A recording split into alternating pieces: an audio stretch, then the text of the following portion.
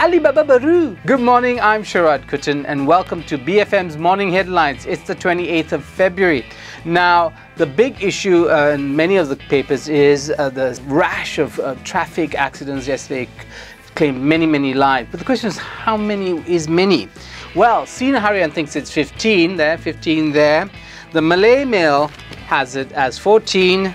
The New Straits Times has it as 15, Berita Harian has it as 14, and Metro has it as 14, and Utusan has it as 15. So, okay, I can't count dead people. Somewhere along the line, somebody screwed up in terms of counting the bodies, but still, there were too many bodies, I guess, for anybody's comfort. The question is, what are the underlying causes? Is there a pattern we see across these accidents that we can make sense of and so prevent in the future? But of course, accidents will happen. This is just the nature of things.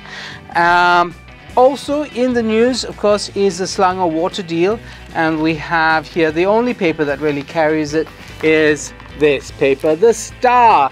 I disagreed, and what is he disagreeing to? He's disagreeing. Apparently, leaders in PKR try to influence the valuation of the deal. Now you can tell that this story on the water deal is intimately connected to the story of the Kajang by-elections, and that's, I think, going to play out for some time yet as politicians milk and politically linked newspapers milk the story for all it's worth politically. So there you have it. That's the water deal. Also very interesting in the papers. Many papers actually give as much coverage to this as I think they should have. I think perhaps the big hoopla around the Chief Minister Sarawak's decision to resign, that probably just meant it took the wind out of this sail. He is, as the Sun puts it, he is set to move up. So he's stepping down and stepping up.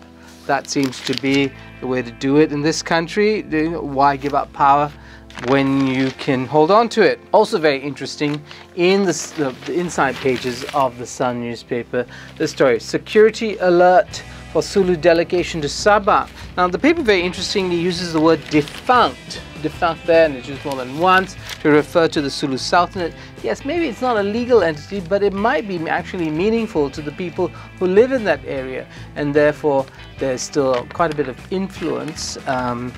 And I think perhaps the newspapers should refrain from projecting their own sense of what's going on, and actually investigate whether this Sulu Sultanate still is meaningful for the people who live in that region. That's the other story.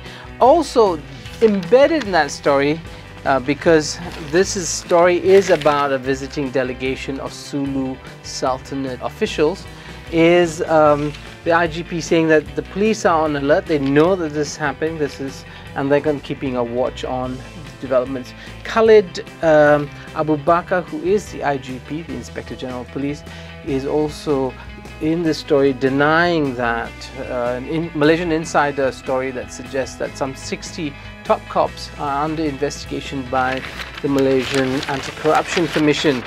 That story, interestingly enough, is also carried on page 4 of Utusan Malaysia. So if you look at Utusan Malaysia, you'll see that there deep in its pages, a denial issued by the Inspector General of Police.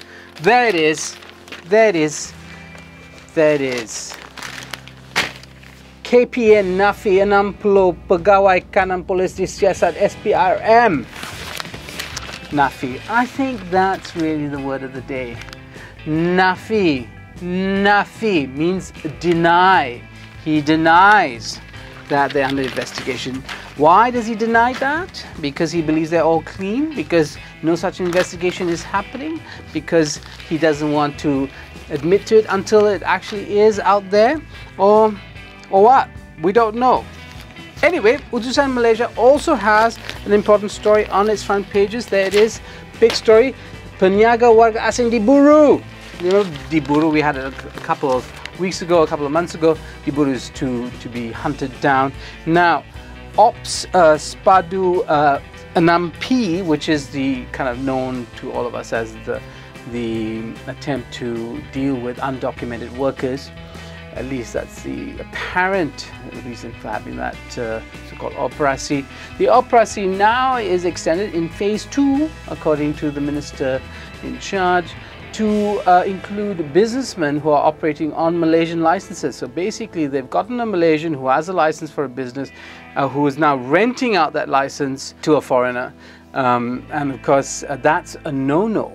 That's a no-no. It is the new Alibaba. The new Alibaba involves a Malaysian and a foreigner. And remember, the old Alibaba was a Bumiputra Malaysian fronting for a non-Bumiputra Malaysian. So we're moving steadily ahead. It's progress, I guess. The Alibaba of old isn't the Alibaba of new. Well, that's all we have for you. Lots of stuff to read. If you like death and mayhem, that's there. If you like fighting in PKR, in the open over the Kajang issue, over the water issue, there's more of that to be had. Lots of rather depressing stuff, I think, and nothing I've heard. Even Metro, Harian Metro doesn't give us cheer this morning. I don't know why. I always look forward to them to, you know, to do something silly. So that's all we have for you this morning. It's been a pleasure serving you. I'm Sharaad Kuttan. This is BFM's Morning Headlines, the 28th of February on BFM 89.9.